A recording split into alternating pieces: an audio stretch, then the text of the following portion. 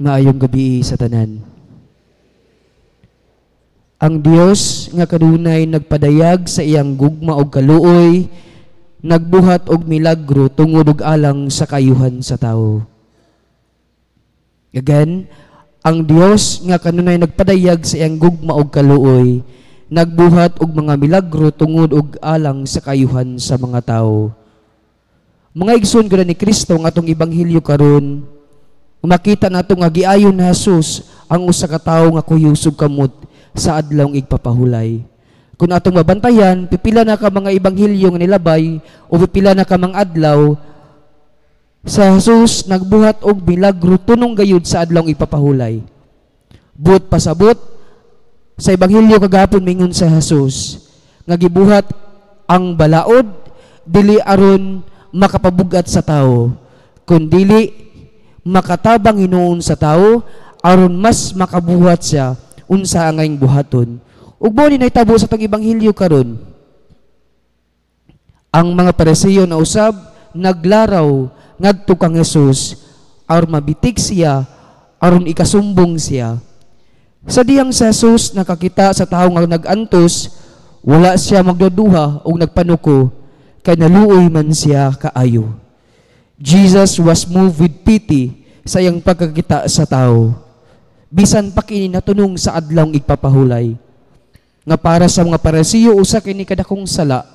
Sala kay naglapas man kini sa balaod sa adlawng igpapahulay. Mga igsoon ko na ni Kristo, naghatag kini og dakong importansya sa kalag sa tao.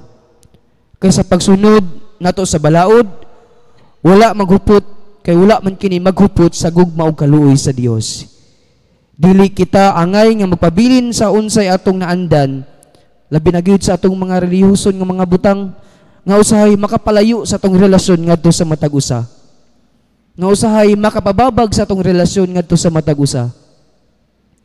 Kay ang atong tinuod nga misyon mao ang pagtabang, maghatag og paglaom o magpaambit sa gugma sa Dios sa matag usa. Sa tuwang kinabuhi, usahay magproblema ta sa paghatag o pagtabang ngadto sa uban. Apan sama na Jesus diya sa tong ebanghelyo karon, kinahanglan nga pili ta og kaluoy ug mutabang sa uban bisan unsa pa man ang kahimtang o unsa man ang status sa kinabuhi. Sa adlaw na tong pagpili o pagtabang o paghatag og kaluoy ngadto sa uban, magtan-aw kita sa kahimtang sa uban ug magpangita sa mga paagi aron matabangan sila.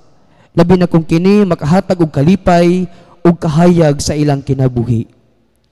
Magpadayon ta sa pag-alagad sa Dios pinagi sa paghatag og kaluoy, kay siya man ang tuburan sa gugma og kaluoy. Pagkahuman og pagtabang sa uban, ang atong tinuod nga misyon mao ang pagpakita sa gugma sa Dios ug kaluoy sa Dios ngadto sa tong mahal sa kinabuhi. Kay ang tinuod nga misyon nato, misyon sa pagtabang sama nga si Kristo nagbuhat niini ngadto sa tao sa ebanghelyo. Sa katapusan mga igsoon ko ni Kristo, dili unta kita magpabilin sa atong kaugalingon lamang nga mga kahakog, personal nga mga interes. Apan magdala kani kanato ngadto sa pagtabang, pag-extend sa atong kaugalingon ngadto sa uban nga nagkinahanglan sama sa gibuhat ni Jesus diya sa atong ebanghelyo karon. Hinaot pa unta.